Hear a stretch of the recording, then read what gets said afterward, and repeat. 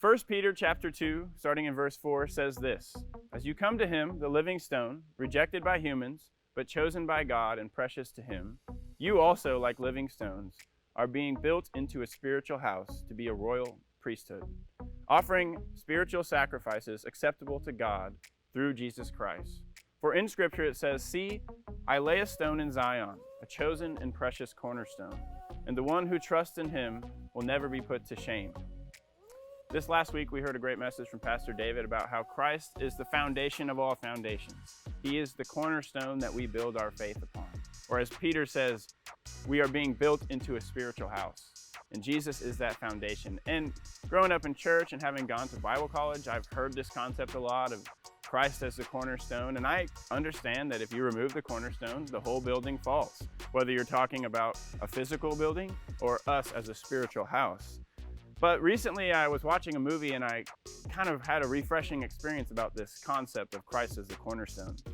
And the movie was called Red Notice. It's kind of an action comedy on Netflix. It was pretty popular for a while. And Dwayne "The Rock" Johnson, he stars as this FBI agent named John Hartley. And he pairs up with a famous art thief named Nolan Booth, who's played by Ryan Reynolds. And they team up and they try to catch an even greater criminal named Sarah Black. And as they are on their journey, I'm not going to explain the whole movie, basically Sarah Black tricks these two guys and ends up getting them incarcerated in this remote Russian prison. And they're roommates or cellmates, I guess. And anyways, they are doing various labor at this prison. They have to build certain things. And one of the things they actually have to do, it's kind of twisted if you think about it, is they have to actually build the walls that are imprisoning them. And they use these major rocks. You can imagine Dwayne "The Rock" Johnson carrying huge rocks and building this wall. Meanwhile, Ryan Reynolds playing Nolan Booth is carrying rocks like the size of my phone maybe, and he's really not working at all and just kind of teasing John Hartley. And while they're building this wall, they're talking about how are they going to escape. And John Hartley is asking Nolan Booth, you've escaped from prisons before, how are we going to do this? You have to have a plan, we need to do this soon. And Nolan Booth just seems to be so relaxed, like he has no care in the world. He's, oh, don't worry about it, man. Well, when the time comes, the time comes. And he's acting like he has no plan, but he's telling John Hartley, just trust me. And while they're building, The Rock continues to get mad, and as the story goes on, they're sitting in the cafeteria one day, and Nolan Booth says, here's our opportunity. He creates an uproar. They're trying to escape. The guards are chasing them. And they come up to the wall that they had previously been building. And they're standing there, and The Rock, he's saying, we gotta hurry, we gotta hurry. And Nolan Booth, he's scanning these rocks carefully. And he finally grabs one, again, probably no bigger than a cell phone. He pulls it out, and the whole wall crumbles, and there's a big opening for them to escape from. And when I saw that, I thought of this concept of Christ as the cornerstone. Because that rock, it seemed so insignificant at the time, especially to John Hartley. But to Nolan Booth, that rock was precious. And I think of this continuing in 1 Peter in chapter 2, starting in verse 7 this time.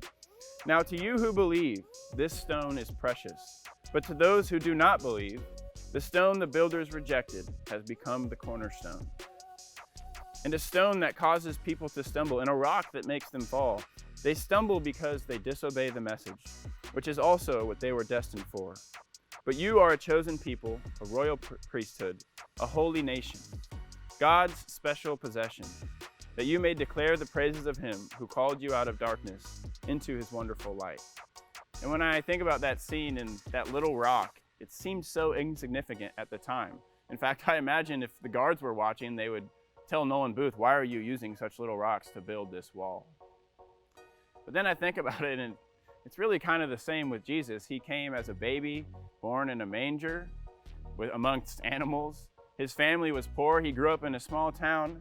And at one point, when he's out preaching, people even say, could anything good come from Galilee? Because where he's from just seems so insignificant.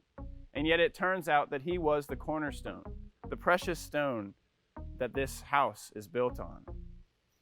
And the thing that we must remember is he came to make us, and this is the phrase that gets me every time, a royal priesthood, a holy nation, God's special possession. So my prayer for us this morning is that we may declare the praises of him who called us out of darkness and into his wonderful light. Thank you.